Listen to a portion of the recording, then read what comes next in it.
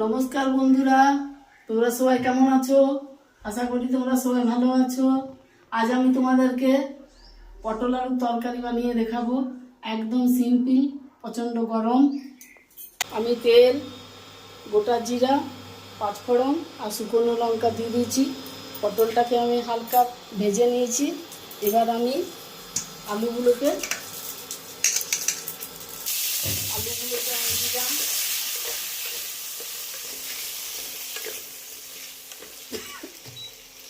নুন দিলাম, একটু হলুদ গুঁড়ো, আর এটা জিরে বাটা, আদা বাটা, লঙ্কা বাটা, আর কিছু দেবো না। এবার আমি এটাকে একটু কষে নিই।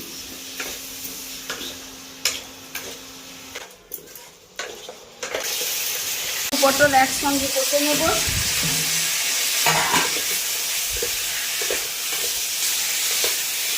একদম হালকা খাবার বানাচ্ছি বন্ধুরা। আমার আলু পটল গোটা হয়ে গেছে। এবারে আমি এইটাকে একটু জল দিয়ে দেবো। বন্ধুরা, আজকে আমার এই দুপুরের খাবার ভাত, ভেন্ডি ভাজা, ভেন্ডি ভাতে গালাগা গালাগা আলু পটলের তরকারি, পাট শাক, ডাল, টমেটোর চাটনি। আজকে এই পর্যন্ত।